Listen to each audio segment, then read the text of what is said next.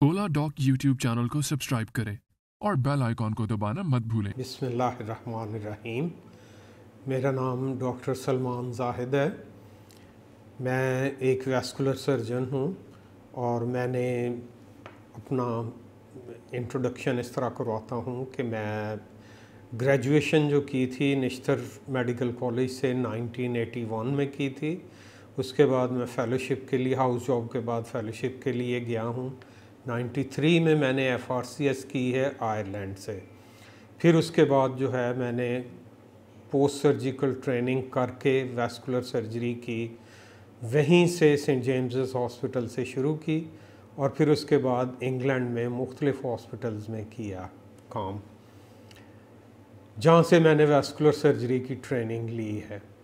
पाकिस्तान आके मैंने अपनी काम जो शुरू किया है वो शरीफ कॉम्प्लेक्स से शुरू किया था एज़ चीफ कंसल्टेंट सर्जन और head of the department as well.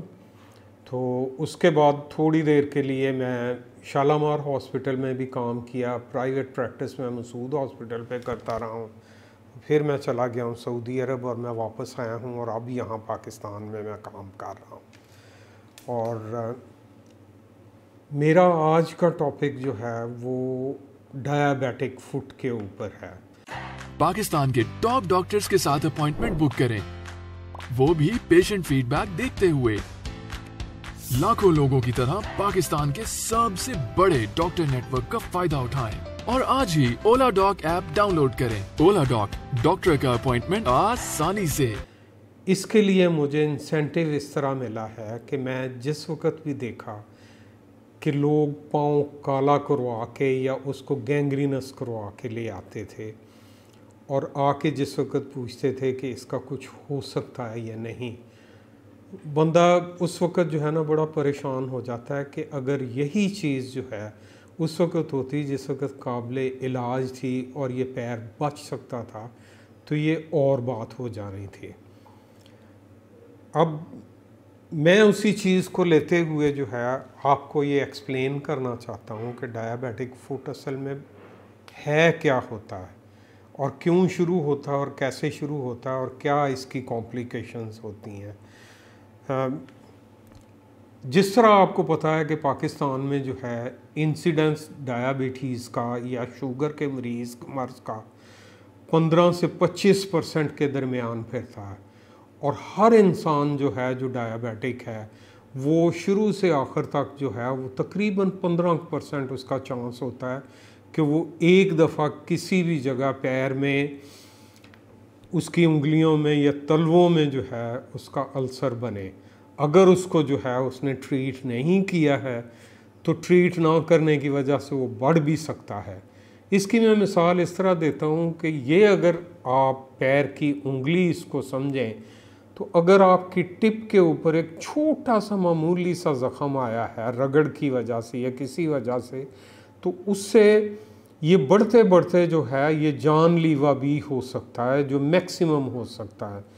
ये क्यों होता है, कैसे होता है कि यूजुअली इसमें जो है शुगर के मर्ज़ में अनकंट्रोल्ड शुगर जो है या जो मतलब सही तरीके से जो है वो कंट्रोल नहीं हुई, या तो इलाज नहीं हुआ या अगर इलाज हुआ तो पूरा नहीं हुआ, उसके साथ इसकी नर्व्स इन्वॉल्वमेंट हो जाती है।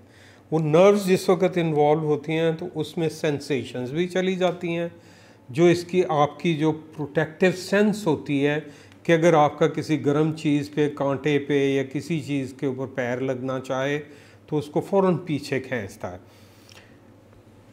उसके बाद जो है इसके मसल्स जो हैं वो इन्वॉल्व हो जाते हैं, वो कमज़ोर पड़ जाते हैं, जिसका दूसरा होता है इस पे ये है कि इसके प्रेशर पॉइंट्स जो हैं पैर के अंदर वो बदल जाते हैं।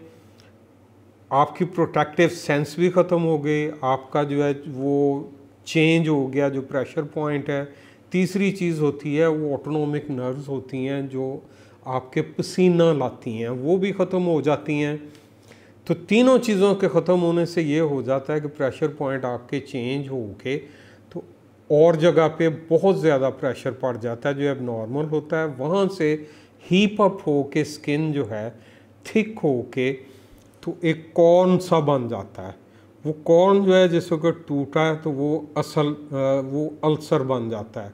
वो अल्सर जिस वक्त बड़ा होता है तो वो एक ख़तरनाक चीज़ होता हुआ डायबिटिक फुट में तब्दील होते हुए वो आपको जो है, या तो ये होता है कि अगर वो खून की नालियों को भी जो आखिरी सतह के ऊपर जो है सप्लाई कर रही हैं उनको भी इन्वॉल्व कर ले तो बंद हो जाती हैं।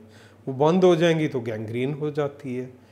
और चूंकि आपको जो है वो फील नहीं हो रहा होता है आपके पैरों को, जो डायबिटिक पर्सन है उसके लिए बड़ा मुश्किल होता है कि उसको पता चले कि ये क्या चीज़ के ऊपर चल रहा है। इवन यहाँ तक हो जाता है कि वो जूती पहनता तो उसमें कोई अगर फॉरेन बॉडी है, जैसे कोई पत्थर का टुकड़ा है, कोई पिन है या कील है या पैसा है या कांटे हैं किसी उसकी बीवी के, तो वो भी जो है उसको फील नहीं होता, वो ज़ख्म कर देते हैं। वो आगे बढ़ता बढ़ता ये इतना नुकसानदेह हो जाता है। ये तो मसला मैंने आपको बता दिया। अब ये है ना कि ये कैसे इन चीज़ों से बचा जाए, कैसे हम जो है इन चीज़ों को अवॉइड कर सकते हैं ताकि हमारा पैर जो है वो सलामत रहे। जैसे आपको पता है कि सबसे ज़्यादा जो चीज़ें हैं जो खून की रवानी को या खून की नालियों को तंग करती हैं और ये चीज़ें शुरू होती हैं, उनमें सबसे टॉप पे जो है वो ब्लड प्रेशर है, हाई होना अनकंट्रोल्ड, शुगर अनकंट्रोल्ड होना, स्मोकिंग होना, हाई लिपिड्स होना, और फिर ये है कि ख़ानदानी तौर पे भी ये आ जाती हैं चीज़ें। अगर ये नहीं कंट्रोल होती हैं, शुगर आपकी नहीं कंट्रोल होती है, तो लाजमी बात ये है कि वो आपके आखिर के ऊपर नर्व्स के ऊपर असर करेगी और इस तरह सारा कुछ जो है सिनेरियो शुरू होगा। अब जिस तरह मैंने बताया है कि बड़ी छोटी सी चीज़ से शुरू हो के ये पैर के तलवों को दाएं तरफ, बाएं तरफ, दरमियान में, आगे, ज़्यादा ये होता है कि अंगूठे के नीचे, और ये चीज़ें होती हैं पैर की जिनके ऊपर ये अल्सर ज़्यादा बनते हैं और ज़्यादा ये शुरू हो के अगर इन्फेक्शन हो जाए तो फिर आगे चलते हैं। अब हमने ये देखना है कि ये होते किस तरह हैं, क्या है क्या नहीं है। जो मैं बात कर रहा हूँ कि लॉस ऑफ सेंसेशंस होती हैं, नर्व्स होती हैं, इन्वॉल्व होती हैं, लेकिन उसमें ब्लड वेसल्स कम इन्वॉल्व होती हैं, उनको हम कहते हैं न्यूरोपैथिक अल्सर्स। दूसरे नंबर पे आते हैं न्यूरो इस्केमिक, जिसमें जो है ये खून की सप्लाई भी कम हो जाती है। कईयों में ये होता है कि ये दोनों ही चीज़ें होती हैं, और फिर ये होता है कि इनमें इन्फेक्शन अगर हो जाए तो इसका जो है वो ख़तरे का और ज़्यादा जो है ये हो जाता है। सिगरेट अगर कोई बंदा पीता है तो वो इसी तरह है कि दौड़ते हुए बंदे का आप उसको रोक के उसका गला दबा दें तो उसमें ऑक्सीजन बिल्कुल ही ख़त्म हो जाएगी, तो वो बिल्कुल ही मरने के करीब हो जाएगा या मर जाएगा। बिल्कुल इसी तरह ये चलता है कि इसी तरह खून की नालियाँ वगैरह जो हैं जो क्लॉग्ड अप हो जाती हैं, बंद हो जाती हैं, ये कोलेस्ट्रॉल वगैरह की वजह से, हाई शुगर की वजह से, और सिगरेट जो है उसको और ज़्यादा तेज़ करते हैं। इस तरह से शुरू हुआ जो है ये इन्फेक्शन जो है बढ़ के अगर पैर में चला गया और इसकी डीप टिश्यूज़ में चला गया तो उससे ख़तरा जो है पैर का काले होने का भी ख़तरा है। उससे भी ज़्यादा अगर जो है वो टखने से भी ऊपर चला जाता है तो उससे टांग भी ज़ाया जाने का ख़तरा है। अगर ये है कि उसमें खून में जो है इसके जरासीम फैल गए हैं या इन्फेक्शन फैल गई है, जिसको सेप्टिसीमिया कहते हैं, तो उससे जान का भी ख़तरा हो जाता है। तो उस पर यह है कि आपकी जो है एक छोटी सी चीज़ से जो है वो कहाँ से कहाँ तक मामला पहुँच गया है।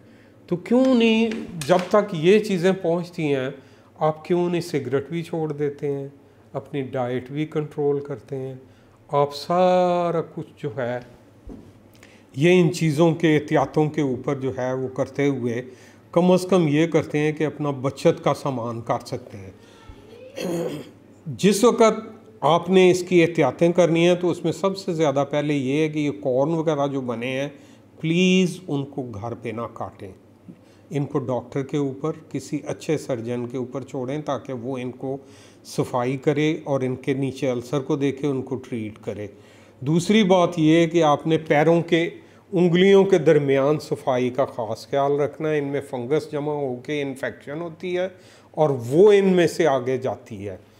नाखून काटने हैं तो प्लीज़ नाखून जो है ना वो आप ना काटें, क्योंकि यूजुअली डायबिटिक्स जो है ना वो ये डायबिटिक फुट वाले बूढ़ी उम्र के लोग आते हैं जो 50-60 साल के होते हैं। उनकी नज़र भी कमज़ोर हुई हुई होती है, उनका पेट भी बड़ा हुआ होता है और उनसे सही तरह से मैनेज नहीं होता। अगर वो नेल कटर लेके नाखून काटने जाएं तो नाखून की जगह से अपना जो है उंगली का कुछ जो है स्किन और मसल भी काट देंगे, जहाँ से इन्फेक्शन बढ़ते बढ़ते आगे चली जाएगी। ये एहतियातें हो गई। फिर इसका ये होता है कि आप इनको जो है ना शुरू से ही डॉक्टर के पास जाके इसका अच्छे तरीके से लग के इलाज करें। ये ना हो कि ये डॉक्टर अच्छा नहीं है, ये है फलां है, ठीक है नहीं अच्छा है, लेकिन ये ना समझें कि ये एक ही आधे दिन में ठीक हो जाएगा। इसको दिनों की जगह महीने लगते हैं ठीक होते हुए। और इसके लिए कम से कम ये होता है कि आपका अगर इन्फेक्शन हो गया हुआ है और आपके जो है अगर खुदा न खास्ता जो है अल्सर भी बना हुआ है और वो हील नहीं हो रहा है, किस वजह से नहीं हो रहा है, leave it to the doctor. वो इसके जो है प्रॉपर तरीके से इसके जो जरासीम हैं उनको स्वाब लेके उनकी कल्चर सेंसिटिविटी करा के उनकी प्रॉपर एंटीबायोटिक दे, इनकी प्रॉपर ड्रेसिंग्स करे। फिर आप कह सकते हैं कि कम से कम भी 2 हफ्ते बाद इंट्रावीनस एंटीबायोटिक के बाद जिस वक़्त सुर्ख रंग का नीचे उसके ज़ख़म के आना शुरू हो तो ये हीलिंग शुरू हो गई है, ये कंट्रोल हो तो फिर ठीक है। फिर आप जो है ना एहतियातें फिर भी करनी है। मैंने जो आपको पहले एहतियातें बता दी हैं वो जिस तरह मैंने बताई हैं कि इस तरह जो है बचत करने का तरीका है कि आपने अपने पैर की रेगुलरली जो है एक तो शीशा नीचे रख के पैर के तलवे के नीचे आपने उसमें से देखना है कि पैर की कंडीशन क्या है, या किसी को कह दें कि वो आपको देखें। स्मोकिंग प्लीज़ और प्लीज़ ना करें, ये बिल्कुल जानलेवा चीज़ है। अपनी ग़िज़ा का बेहद एहतियात करें। जिस वक़्त आपके खुदा न खास्ता अल्सर बन जाए या आपके कोई कॉर्न वगैरह बना हुआ जो पोटेंशली जो आपके जो है एक अल्सर की एक चीज़ है, उस पे आपको बहुत एहतियात करनी चाहिए। अगर आप वॉकिंग करते हैं 4-5 मील या 4-5 किलोमीटर तो उसको कम कर दें। कई अल्सर जो हैं वो बड़े अच्छे तरीके से जो हैं मतलब आप उनको इस तरह डील कर सकते हैं। अगर नहीं है तो आप अपनी लाइफ को इजी करने के लिए ये ज़रूर रखें कि अगर वो एक हाथ में आपकी जान है, एक में आपका पैर है, तो जान बचाने की करें, पैर की ना। आजकल प्रोस्थेसिस भी इतने मिल जाते हैं, इतने आला किस्म के स्मार्ट किस्म की चीज़ें मिलती हैं कि आप एम्पुटेशन के बाद भी नॉर्मल लाइफ और बड़ी अच्छी लाइफ गुजार सकते हैं। मेरी तरफ से आपको गुड लक। मैं डॉक्टर सलमान ज़ाहिद हुमा असलम क्लिनिक पे 2N फेज़ 8 DHA में प्रैक्टिस करता हूँ 12 बजे सुबह से 6 बजे शाम तक। ये मैं मंडे से लेकर सैटरडे तक करता हूँ। अगर मुझे किसी को ऑपरेट करना पड़े तो मैं उसको मसूद हॉस्पिटल पे फ़िलहाल ऑपरेट करता हूँ। मेरी अगर खिदमत आपको किसी वक्त भी चाहिए तो ऑलाडॉक के थ्रू मुझे आप किसी वक्त कहीं भी आप कांटेक्ट कर सकते हैं। मैं आपकी खिदमत के लिए तैयार रहूँगा। अल्लाह हाफ़िज़।